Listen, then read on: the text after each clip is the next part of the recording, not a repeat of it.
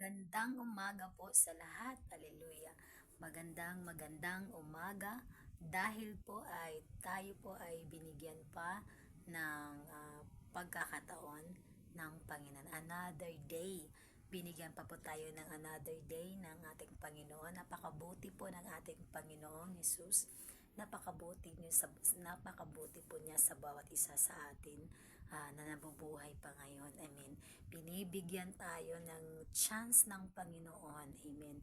Dahil gusto ng Panginoon na ang lahat ay magkaroon ng chance na lumapit sa Kanya.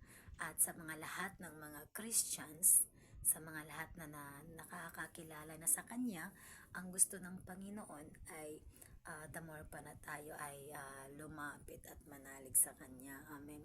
Gusto ko lang po i-share sa lahat ng mga sa bawat isa. Gusto lang po i-share ang sinasabi po dito sa Proverbs chapter 3 verse 5. Sabi po doon, 'di ba? I believe po sa lahat ng mga Christians ay familiar na po ang verse na ito. Sabi po dito, trust in the Lord with all your heart and lean not on your own understanding. Sa King James Version, Proverbs 3 verse 5, sabi po dito, ito. King James po kasi yung aking binabasa dito, yung Bible ko. Yung nabili kong Bible is King James Version. Sabi po dito, if you have your Bible, please open it with me in the book of Proverbs. Proverbs chapter 3 verse 5 in King James Version. Sabi po dito, trust in the Lord with all thine heart, and lean not unto thine own understanding. Hallelujah. So, trust in the Lord with all your heart. Sabi po dito sa Proverbs. And lean not on our own understanding. So, ito po yung sinasabi po dito. Hallelujah. So, I will give you the theme is trust in the Lord. Simple lang po. Trust in the Lord. So, before we continue, let us pray. Hallelujah. Father God in heaven, Lord, we thank you so much for this day, Panginoon. Salamat sa word mo, Panginoon, na nagpapaalala sa amin about trusting you, Lord God. Lord, we pray, Lord God, that you will give us understanding, Lord, na maintindihan po namin ang iyong mga salita sa mga oras na ito. Panginoon, we pray, Lord, that you will give us heavenly knowledge and wisdom, Lord God. Lord, give us a heart na willing to receive. Lord, let it be na ang word po na ito ay magsilbing kalakasan. Damar pa kami, mas ma-encourage pa kami na paglingkuran ka. At sa mga hindi pa nakakilala sa iyo, Lord, let it be na ang usap ka. Lord, we invite you, Holy Spirit, na patuloy na Lord, kumilos sa bawat isa na nanonood ngayon, Panginoon. I pray, Lord, your touch right now, Lord. Holy Spirit, that you will continue to touch, Lord, to move upon your people, oh God. Hallelujah. Thank you for your power, Lord God. The fire of the Holy Spirit be upon us, Lord God. Even you to your servants, Lord God, na nanonood ngayon, Panginoon. I declare more power, Lord. We ask the fire of the Holy Spirit, Panginoon, na siyang mag-control, Lord, ikaw na, oh God, yung mag-control. Without you, Lord, we acknowledge it. Without you, Lord, we can do nothing. Only through you, Lord God. We believe, Lord God, kasama namin kayo, Panginoon, sa mga oras na ito, Lord. Cover us by your most precious blood. We rebuke, Lord, the spirit of doubt, Lord, the spirit of unbelief, in the mighty name of Jesus. And Lord God, we rebuke all the destruction of the devil right now in the mighty name of Jesus. Lord, we rebuke, Lord God, all the attacks of the devil, Lord. We pull down, we bind it by the blood of Jesus Christ of Nazareth, that no weapon formed against us shall prosper in the mighty name of Jesus. We declare that we are an overcomer in the mighty name of Jesus, because there is power in the name of Jesus Christ. Lord, sa iyo lamang ang lahat pinagkatiwala namin. In Jesus' name, Amen. So, patuloy po tayo. Pag-usapan po natin ang trust in the Lord. Amen. So, what is trust? Mag-focus po tayo sa word trust. Amen. Hallelujah. Trusting the Lord is pagtitiwala sa Diyos, pagtitiwala sa Panginoon. Hallelujah. Trust means confidence in or reliance on some person, quality. So, yung ang yun na-search ko po. Sabi po, the confidence naman is the feeling that you can trust and be sure. Amen. Reliance. Ang reliance naman, ibig sabihin ng reliance is the state of trusting in something or someone or somebody. Amen. Pangalawa po, trust means to believe that someone is honest. Amen. To believe that someone is honest and will do what is right. Amen. Amen. Sample po dito na I trust my friends because they don't tell my secrets. Ito po yung ito po talaga ang siyempre tulad natin as human. Amen. Siyempre nagtitiwala tayo sa tao na nakikita natin nakikita natin na mapagkatiwalaan. Amen. Yung honest na tao, yan talagang pinagkakatiwalaan natin. Amen. Hallelujah. So, pangatlo po, sabi, trust means believing that someone will do what they say. Amen. Yung mga taong yung person na tinutupad niya, ginagawa niya yung mga sinasabi niya, yun ang mga taong mapagkatiwalaan, yung mga person na mapagkatiwalaan. Amen po ba? Amen. Hallelujah. So, believing that someone will do what they say or act fairly. Yun po ang trust. Let us remember, mga kapatid, our God is a God of truth. Amen. Siya ang Panginoon ng katotohanan. Amen. Kung ang tao, minsan yung tao nga, pinagkakatiwalaan natin kahit minsan nagkakamali. Amen. Kasi ang tao talaga, mga kapatid, ang tao talaga, may mga time talaga na nakakalimot sa kanyang mga sinasabi, may ganon.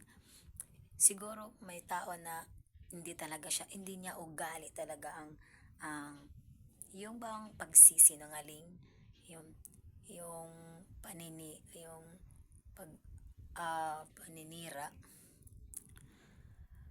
may ganon. Pero hindi talaga forever, mga kapatid. I mean, may pagkakamali talaga ang tao, nagkakamali talaga ang tao. So, hindi perfect.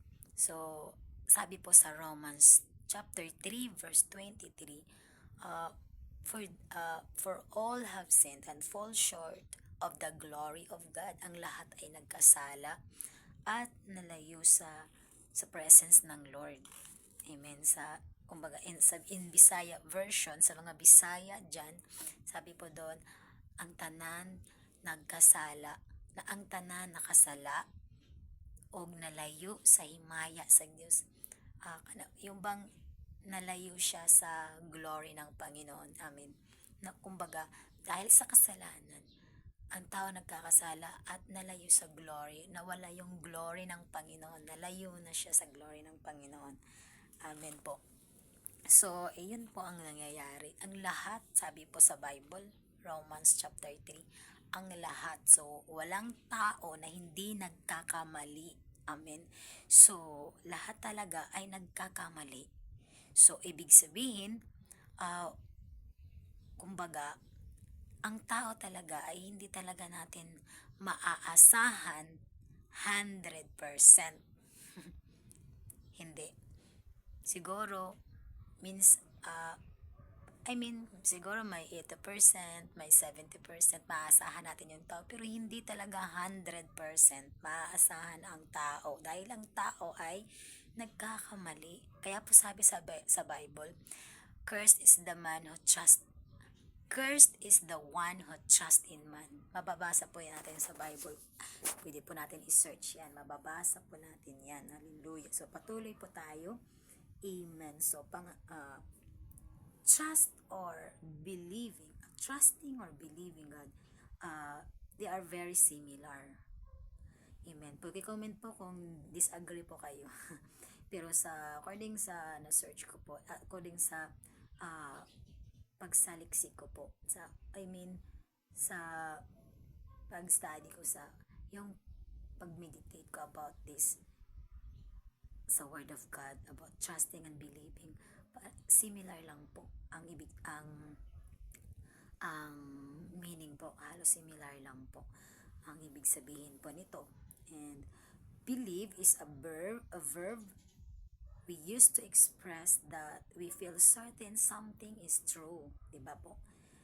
Believe is a verb we use to express that we feel certain something is true.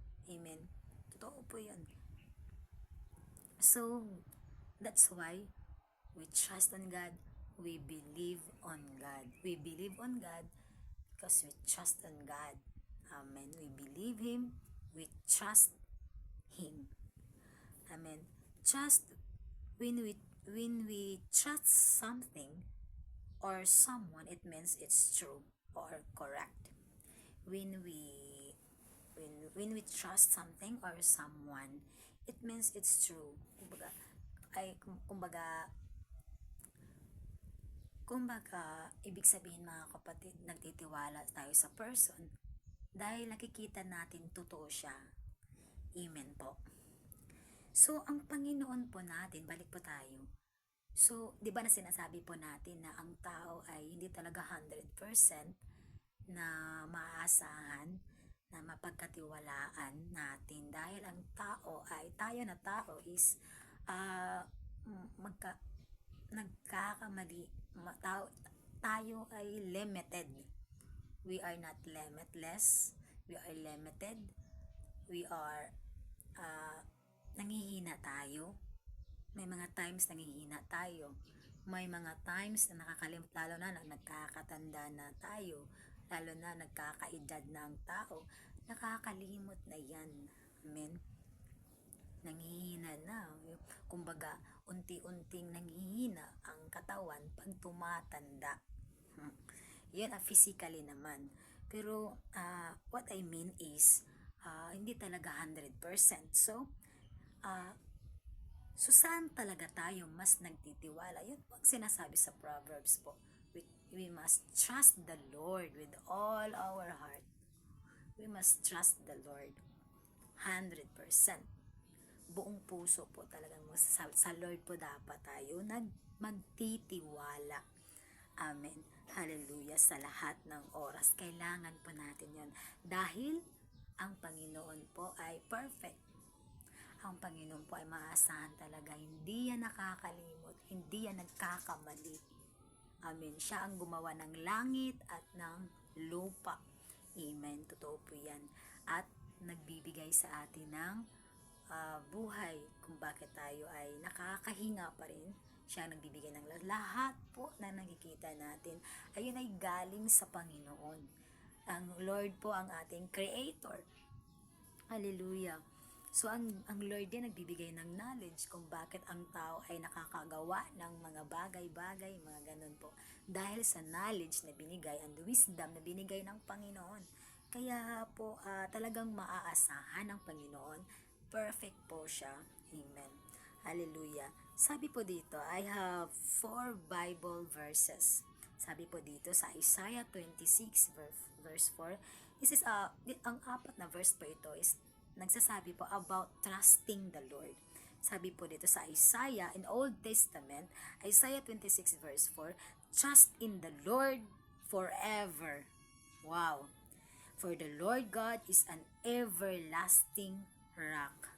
So, He is our everlasting. Because He is everlasting God.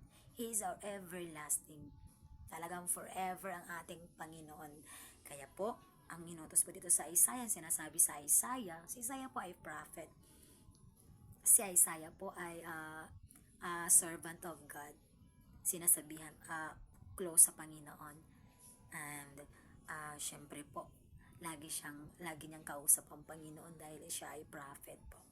Hallelujah. So, sinabi po ni Isaiah na, trust in the Lord with all forever. Sabi po sa Isaiah chapter 26 verse 4. We must trust the Lord forever. For the Lord God is an everlasting rock. Amen. Sa Jeremiah 17:7 din po, sabi po dito, blessed is the man who trusts in the Lord, whose trust is the Lord. So, blessed po, pinagpapala po, blessed po talaga ang mga taong nagtitiwala sa Panginoon. Praise God. Totoo po yan. Dahil ang Panginoon po ay makapangyarihan. Siya po ang Diyos Diyos ng mga Diyos, Hari ng mga hari. So, siya po ang Almighty. Hallelujah. Wala nang papantay sa Panginoon. Hallelujah.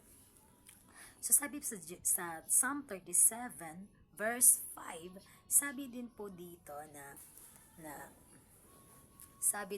sa Psalm 37 verse 5, commit your way to the Lord, trust in Him, and He will act. So pinaulit-ulit po pinabanggit sa Bible po about trusting the Lord. Hallelujah. So we need to commit our way to the Lord, trust in Him. So mananig lang po tayo sa Kanya, magtitiwala lang po tayo sa Kanya, i-commit po natin yung way na commit your way, yung mga plano natin, yung mga ginagawa, mga gusto natin gawin, i-commit natin sa Panginoon. Amen? Mag-trust po tayo sa Panginoon. In serving the Lord, sa mga Christians po, sa mga pastors, sa lahat po na nagtitiwala na sa Panginoon, o sa mga hindi pa, amen, tinuturuan po tayo ngayon na mag-trust sa Panginoon. Ang Panginoon na may likha ng lahat. Hallelujah. So, in serving the Lord, in following the Lord Jesus, we need the word trust. Amen. So, we need to trust God. We need to trust Him. Amen. We need to rely on God. Amen. Kailangan natin magtiwala sa Diyos. Kailangan natin magkaroon ng pananalig sa Diyos. Amen. At kailangan natin umasa. Kailangan natin umasa sa Diyos. Why? Bakit kailangan natin magtiwala? Bakit kailangan natin magtiwala sa Diyos? Bakit kailangan natin magkaroon ng pananalig at umasa sa Diyos lamang? Amen. Hallelujah. Bakit natin kailangan yon? Hallelujah. So yun nga, sinasabi po natin kanina lamang na siya ay ang Diyos, ang may-ari ng lahat, ang ating buhay. Hallelujah. Amen po. So, ang reason po, ang dahilan po, bakit kailangan natin umasa sa Panginoon? Dahil din, ito po ang ibang dahilan po. Reality, ang rason po, kung tayo na mga Christians, tayo na naglilingkod na sa Panginoon, kung wala po tayong trust sa Panginoon, naglilingkod tayo without trusting, kumbaga, ang reason po na sa paglilingkod, kumbaga, bakit kailangan natin magtiwala sa Panginoon? Dahil hindi sa lahat ng panahon ay okay. Amen. Baka isipin po natin, naglilingkod ako sa Panginoon na dapat okay lahat eh. Dapat may pera ako palagi, dapat happy ako palagi, dapat okay lahat, walang problema, wala akong problema na ma-experience kung dapat kung naglilingkod ako, dapat hindi na ako ah, iiyak, ganon. May mga ganon, baka ganito ang iniisip natin, pero in reality po, ito po yung totoo. Hindi sa lahat ng panahon, hindi palaging masaya, hindi palaging okay. Mababasa po natin sa Ecclesiastes. Amen. Totoo po yan. Kaya po, kailangan natin, kaya po makakaranas po tayo. Basahin lang po muna natin ang Ecclesiastes chapter 3 verse 1. Ecclesiastes chapter 3 verse 1, sabi po dito, kung if you have Bible, please open it with me. Sabi po doon, there is a time for everything, and a season for every activity under the heavens. And verse 4 po sa chapter 1, Ecclesiastes chapter 1, sabi po doon, there is a time to weep and a time to laugh, a time to mourn and a time to dance. Hallelujah. So hindi pala sa lahat ng panahon, hindi pala everyday na happy ka, ganon. Hindi everyday nga sumasayaw ka, kumakanta ka, di ba po? Yun ang reality po. Amen. So, hindi sa lahat ng panahon okay. May mga times po na nasasaktan ka. Amen. Nakakaranas tayo ng kahirapan. Amen. May mga times din na makakaranas tayo na magkakasakit tayo. Amen. Marami po tayong may experience. Kumbaga may mga kahirapan na mga sitwasyon na hindi sa lahat ng panahon okay yung pocket mo, yung wallet mo. Amen. May laman na pera. Hindi sa lahat ng panahon healthy ka. Amen. Na malakas ka, ganun. Kahit ano pang gusto mo talaga, kahit gusto pa natin na lagi na sana healthy, pero may mga times, mga kapatid, na may mga times talaga na magkakasakit tayo, makakaranas. Sino po ba dito ang hindi pa naka-experience na nagkakasakit? So, di ba po, totoo. May mga time na nagkakasakit tayo, may mga times na umiiyak tayo dahil na masasaktan tayo. Amen. Yun po ang katotohanan. Ito po yung reality. Sabi po dito so we need to trust in the Lord. In Tagalog, kailangan natin magtiwala sa Panginoon. We need to rely on God. Kailangan natin umasa sa Diyos. We need to depend on the Lord. Pare-parehas lang ito ba? Halos pare-pareha lang po ang ibig sabihin. We should put our hope in God. Kailangan natin ilagak ang ating pag-asa sa Diyos. Kumbaga, we need to depend on the Lord. We need to put our hope in God. Kailangan lang talaga natin na ilagay sa puso natin, sa isip na sa Panginoon talaga tayo ay mas aasa at mas magtitiwala. And kahit na maranasan man natin, example, you are kumbaga, you are sad, you have many problems today. Sampul, may sakit ka ngayon. Amen. Talagang si Lord po dapat ang inaasahan natin, dahil si Lord lang po ang nakakaalam ng lahat. At si Lord, kung may sakit ka, kung may sakit tayo, si Lord lang din po ang maaasahan natin higit sa lahat, dahil ang doktor limited yan. Di ba po? Limited lang po. Yun nga, yung iba sinasabihan na ito na lang yung mga panahon na mabuhay ka. Umaga ito na lang, konting panahon mo na lang ay minsan ng mga doktor nagsasabi ng ganyan, di ba? Na kumbaga nagsasabi na malala na yung sakit mo. Ilang araw ka na lang. Mga ganun po, may mga ganun. So, ibig sabihin, ang doktor ay limitado. Limited lang sila. So, hindi talaga sila yung talagang lahat ng sakit. Talagang, kumbaga, mahal ka, matutulungan ka nila. Hindi, mga kapatid. Dahil ang mga doktor ay limitado lang. Amen. Praise God na lang kung pumupunta ka sa doktor, gumagaling ka. Hindi lahat gumagaling na dumalapit sa doktor. Amen. Pero sa Panginoon po, hallelujah, walang imposible sa Panginoon. Kaya sa Panginoon po tayo magtiwala talaga. Kaya mali po talaga na unahin po natin, lalapit tayo sa tao, mas unahin pa natin ang paglapit sa tao kaysa sa Diyos. Amen. Mas 100% pa ang pagtitiwala natin sa doktor kaysa sa Diyos. No, na very wrong. Amen. Dapat mas 100% yung pagtitiwala natin sa Panginoon kaysa sa tao. Amen.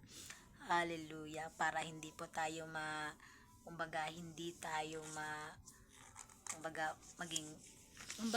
it means kahit na nakaranas tayo ng mga problems, mga experience natin, magkakasakit tayo, hindi pa rin tayo nawawala ng pag-asa dahil nasa Panginoon tayo nagtitiwala. Amen. Dahil ang Panginoon natin ay hindi limitado. Amen. So, ibig sabihin, so patuloy pa tayo. It is very difficult for us if we obey God, we serve Him without trusting, without believing in God. So, delikado, parang hindi maganda ang mangyayari kapag nagsiserve ka nga, nasa church ka, pastor ka na, or Christian ka na, or gumagawa ka na, nagsiserve ka sa tao, nagiging lingkod ka, mabuti kang katiwala, pero wala kang trust sa Panginoon, or tapos ka na, mabait ka naman, gumagawa ka naman ng tama, pero wala kang trust sa Panginoon. Delikado po yan. Amen. Dahil, di ba, pinag-usapan na natin, limitado po yun lang po ang totoo, limitado lang po talaga ang tao. Amen. Hindi sa lahat ng panahon nakakatulong ang tao, hindi. Pero ang Lord, yun po, ang Lord lang po ang nakakatulong sa lahat ng panahon. Diba may kanta po, sa lahat ng panahon, Diyos ka sa amin, sa lahat ng oras, nariyan para sa amin, Panginoong Jesus, purihin ka, magliwanag ka sa buhay ko, amin. Kumbaga, na-compose po yung kanta yung sa lahat ng panahon. Dahil sa lahat ng panahon, nandyan ang Panginoon. Amen. Kaya po may mga compose na mga kanta na nagpupuri sa Panginoon dahil na-experience po talaga nila na bakit sila na-compose ng kanta nila. Dahil na-experience nila na sa mga times na wala na sa mga times na grabe na yung experience nila, kahirapan at hindi, kumbaga kahit lumapit sila sa tao, hindi sila natutulungan, ganun. Pero sa Panginoon po, doon po talaga sila sa Panginoon. Talagang hindi sila pinabayaan ng Panginoon. Kaya nasasabi nila, Lord, higit ka sa lahat. Higit ka talaga sa lahat. Kumbaga walang hihigit sa iyo. Walang pwedeng ikumpara sa iyo. Ganun po, kapatid. Kaya yung gabi ka power po yung mga composed na mga ganun po about pagpupuri sa Panginoon na talagang wala kang katulad o Diyos. Dahil totoo po talaga yun. Experience po yan eh. Na-experience po yan. So, ang result po, pag hindi tayo nagsiserve po tayo, na gumagawa tayo ng tama without trusting, kahit professional ka na, kahit ano ba na natapos, kahit magaling ka pa, kahit lahat ng halos napakatalino mo, grabe yung wisdom sa iyo, pero walang trusting God, walang trust sa Panginoon. Very, very wrong. I tell you mga kapatid, maling-mali po talaga. Kaya mali po talaga yung sasabi na nagawa ko yung mga bagay, nakapagtapos, may mga ganitong tao na nakapagtapos ako ng ganito dahil sa sarili kong pagsisikap. Very wrong. Wrong, kapatid. Mali po talaga. Hindi dahil sa pagsisikap natin, hindi dahil sa pagsisikap mo, nakapagtapos ka ng pag-aaral. Hindi dahil masipag ka. No. Kaya kung hindi ka binigyan ng Panginoon, hindi pa tayo binigyan ng karunungan at lakas. Example na lang, may karunungan ka, pero may knowledge ka, may wisdom ka, tapos kung hindi tayo binibigyan ng Panginoon ng lakas, kung babawiin na yung buhay natin, paano pa tayo makapagpatuloy sa pag-aaral? Paano pa tayo kung ikaw man ay nagtatrabaho ngayon, may business ka, paano ka makapagpatuloy? Paano tayo makapagpatuloy sa paggawa ng mga magagandang bagay, ganun? Paano tayo magkakapera, makapagtrabaho kung wala ang Panginoon? Kaya po, mali po yung sinasabi natin dahil sa pagsisikap ko. No, very wrong mga kapatid. Let us always humble ourselves before the Lord. Let us acknowledge God that He is the reason why nga buhay pa tayo, bakit tayo nakapagtapos ng pag-aaral, ganun. Dahil po sa Panginoon, dapat binabalik po natin ang lahat ng papuri sa Panginoon lamang, pasasalamat. At siya po ang dapat mataas sa buhay natin. Amen. Dahil siya po talaga ang lahat. Hallelujah. So, kaya gano'n na lamang katapang yung mga taong naglilingkod sa Panginoon na magsabi po ng ganito. Dahil na-experience po ng mga lingkod ng Panginoon kung gaano kabuti ang Panginoon. Kaya kung gano'n na lamang umiiyak ang mga lingkod, ang mga tao na nagtitiwala sa Panginoon, gano'n na lamang ang iyak na nagpapasalamat, umiiyak na nagpapasalamat dahil na-experience ng kabutihan ng Panginoon. Amen po. Kung baka sasabihin natin, bakit naman siya umiiyak, ang OA naman? Hindi yun OA mga kapatid. It means po na ah, nagpapakumbaba tayo sa Panginoon. Ina-acknowledge natin na si Lord ang dahilan kung bakit. Dahil kung tayo lang, wala na tayo eh. Kung wala si Lord, wala na talaga. Na-experience natin, na-realize natin na kung wala ka pa Lord, wala na ako, siguro patay na ako ngayon kung hindi pa dahil sa iyo. Thank you God. Kaya gano'n na lang, umiiyak na lang yung mga tao naka-experience, nakaranas ng kabutihan ng Panginoon, na sila ay kahit makasalanan sila, binibigyan pa rin sila ng chance ng Panginoon. Kaya gano'n na lang kung sumigaw, pag kumaawit, gano'n na lang kung sumayaw, parang wala ang kapal na ng mukha sumayaw sa Panginoon, parang hindi na nahihiya dahil yun sa mga na-experience nila kung gaano kabuti ang Panginoon sa kabuhay nila mga kapatid. Yun eh. Amen. I believe kung sino pa ba naka-experience na ganun, paki-comment po ng amen. Amen kung nakaka-relate po kayo ng ganito. Amen. So, possible po, pag wala po tayong trust sa Panginoon, ay halos, amen, ang mga tao na wala ng trust sa Panginoon, yung iba nagpapakamatay. Totoo po iyan, nawawala na ng buhay dahil tinatapos na nila yung buhay nila dahil wala nga silang trust sa Panginoon, dahil dumating na sila sa point na grabe na talaga yung problema niya. Akala kasi nila na kaya nila, pero dumating yung time na na hindi na nila makayanan. Like, totoo na, inaasa kasi nila sa sarili lang nila. Yung baga, nag-ano lang sila sa sarili lang, kaya nila. Pero dumating yung time, hindi na talaga nila kaya. Hindi naman talaga makakaya ng tao without God. Kaya yung iba, nagpapakamatay na. Dahil, hindi nila matanggap siguro. Yung iba, hindi nila matanggap na hindi pala nila kaya. Akala nila kaya nila, hindi pala. Okay, kaya yung palang iba, hindi nila matanggap na hindi nila kaya nagpapakamatay na lang sila. Yung iba, hindi, yung mga lingkod naman ng Panginoon, yung mga iba, yung hindi nakapagpatuloy sa paglilingkod dahil maybe nawala yung trust sa kanila. Kasi siguro maybe ang sinasabi na naglilingkod ako sa Panginoon, dapat maganda ang mangyayari sa dapat hindi ako makaranas ng mga persecution, dapat hindi ako naghihirap ganun. Naglilingkod ako sa Panginoon, dapat hindi ako iiyak, dapat hindi ako magkakasakit ganun. Pero imagine the life of Job. Kung sino po nakalam, si Job po, si Job in Bisaya, tapat po siya sa Panginoon eh. Halos maya-maya nga, kung babasahin mo ang Book of Job, lagi siyang humihingi ng kapatawaran sa Panginoon, sa mga anak niya, kung nagkakamali man yung mga anak niya, lagi siyang nag-o-offer sa Panginoon, naghahandog, nag-aalay sa Panginoon, ganun. Kumbaga, kung titingnan mo ang life niya, napaka-devoted sa Panginoon si Job. Pero mga kapatid, kung titingnan natin, kahit ganyan siya, faithful naman siya sa Panginoon, ginagawa naman niya. Takot nga siya magkamali. Kumbaga, na humingi na siya ng advance ng tawad sa Panginoon kahit ang mga bagay na hindi niya alam kung saan siya nagkakamali, humihingi na agad siya ng tawad sa Panginoon. Pero kapatid, naranasan ni Job kahit ganyan, kahit faithful na devoted siya sa Panginoon, ah, naranasan niya magkasakit, nawala yung mga anak niya sa buhay, namatay yung mga anak niya, ang yaman niya, 'di ba? Mayaman po si Job.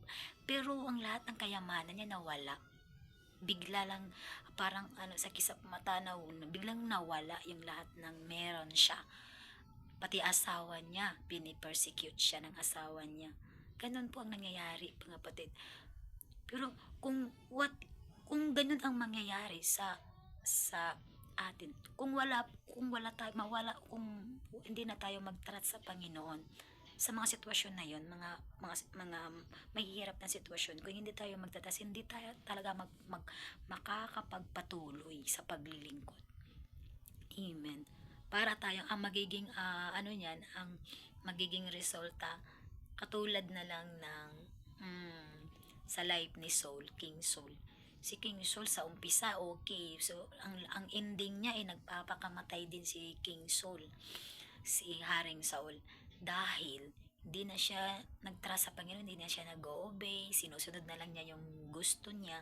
Yung ganun ba, mga kapatid, mahirap talaga, delikado po talaga pag wala pong trust sa Panginoon. And hindi ka na titigil, nawawala ka na ng pag-asa, kaya yung iba, nawawala na ng pag-asa, hindi na sila nagpapatuloy. Remember mga kapatid, sabi po sa Bible, Matthew 24 verse 13, but the one who stands firm to the end, si Jesus mismo ang nagsabi nito, but the one who stands firm to the end will be saved. Ngunit ang magtitiis, ang sa Tagalog version, ngunit ang magtitiis hanggang wakas ay maliligtas.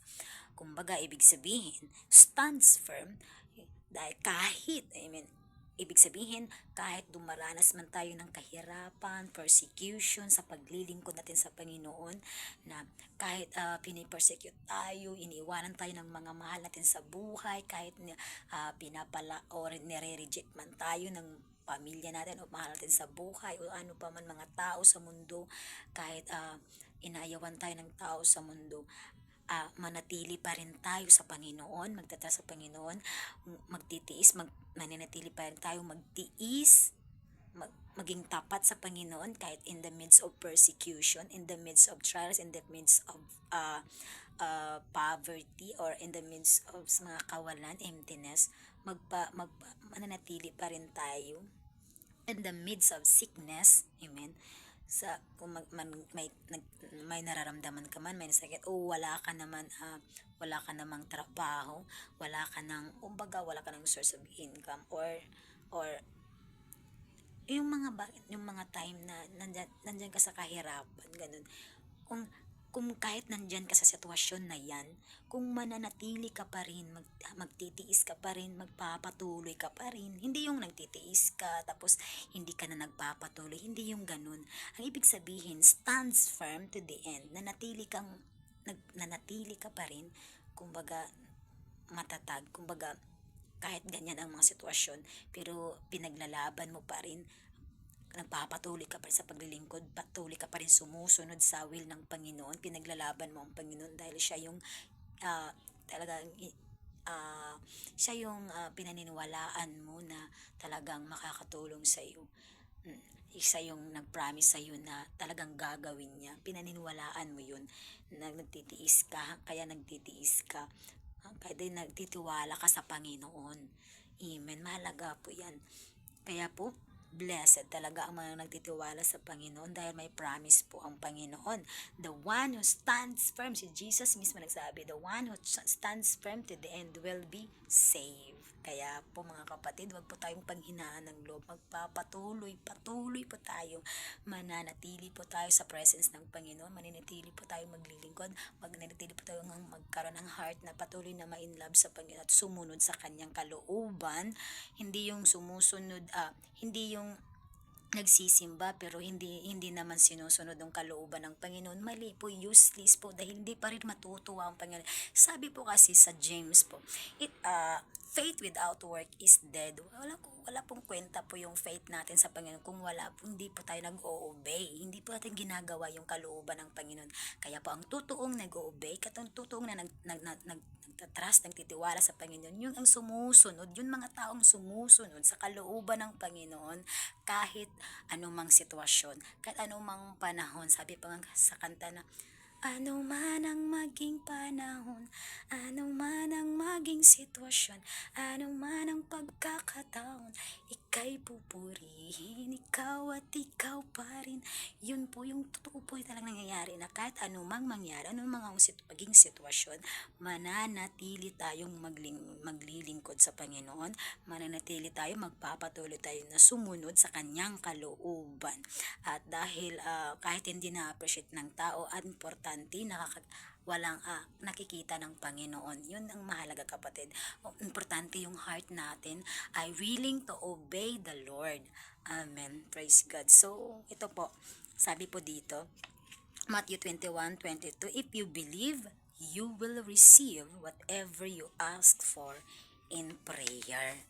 So, praise God. Ito lang po yung ma-encourage ko po sa bawat isa. Ito po yung word talaga na nag-rema din po sa akin. And, kasi ito po, totoo po talaga yung na-experience po natin. Praise God.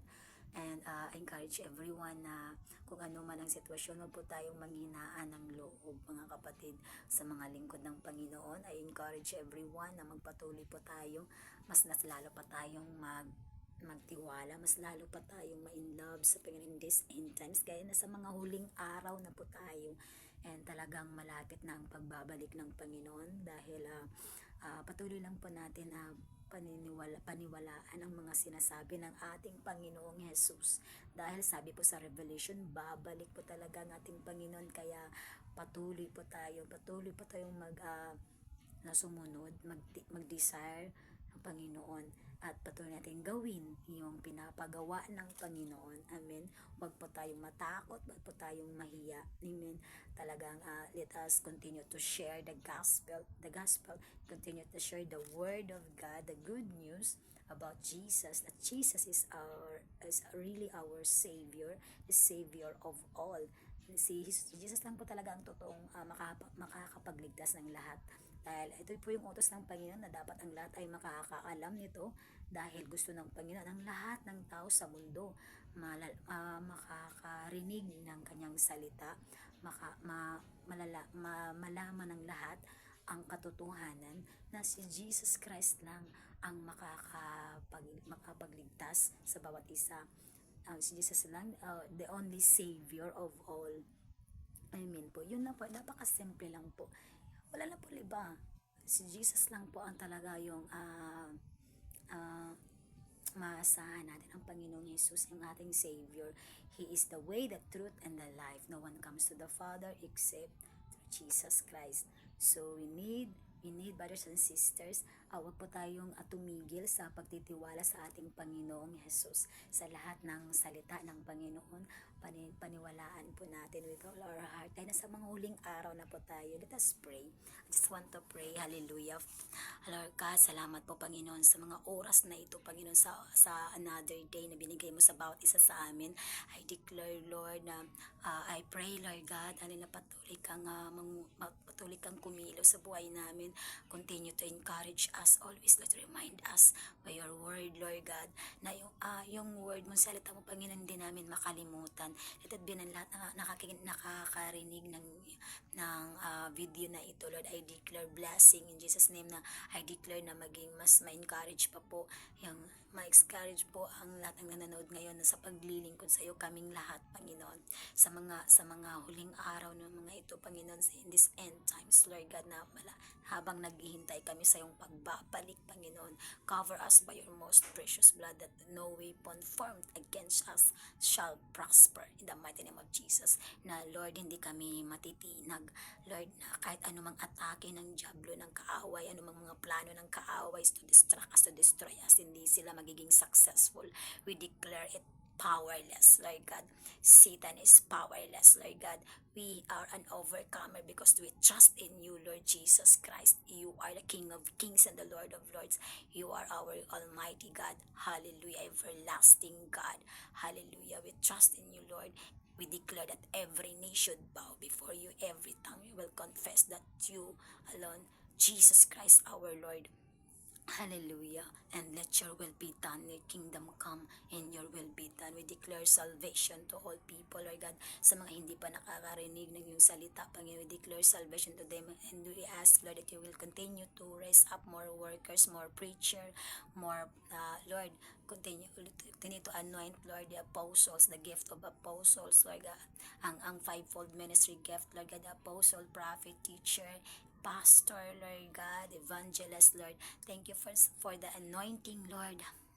Lord God, Lord, we ask God the anointing, Lord God, the anointing, Lord, the power of the Holy Spirit. You will anoint everyone, Lord God. Lord, empower your servants, Lord, by the fire of the Holy Spirit. Magdilaab kami, Panginoon, sa paglilingkod sa iyo. Maging on fire kami sa paglilingkod sa iyo, sa pag-share ng iyong salita, Panginoon, ng good news, Lord God, sa mga panahong ito, Panginoon. Hallelujah, lahat, Lord God, na magkaroon ng buhay na walang hanggan. We believe, Lord, ito ang gusto mo mangyari sa bawat isa. Sana ang lahat, Panginoon, desire mo, Panginoon, lahat magkaroon ng buhay na walang hanggan. Ang bawat isa ay magkaroon ng pananampalataya sa iyo lamang, Panginoong Jesus. Ang lahat ay magkaroon ng buhay na walang hanggan. Thank you, Father, Lord God. Hallelujah, for your love to every one of us right now, Lord, for your love, for your servants, Lord God, for your mercy, Lord God. Thank you, Lord, sa lahat. Cover us, Lord, and I declare good health sa mga lahat na may sakit ngayon. I declare healing in the name of Jesus, in the name of Jesus, Lord God. Thank you for the healing touch right now, Lord, for those who are sick right now, Lord. Thank you, Lord. Receive healing, Lord. Thank you, Lord, for the good that, and thank you for the blessings, and we declare, Lord, more blessings and open heaven, Lord God, so that we can continue to serve you, Lord. Thank you, Lord, for the favor, Lord God. Hallelujah. Thank you for the peace and joy, Lord God, in serving you, Lord God. Thank you for the courage, Lord. Hallelujah, to the book, for the boldness to share your word, Lord God, to people. Lord God, thank you, Lord God. Ikaw lang, sa iyo lamang ang papuri, pasasalamat. In the mighty name of Jesus Christ. Amen. God bless everyone. Good morning, good morning, good morning, good morning. Magandang umaga. Sabay di Tonsao.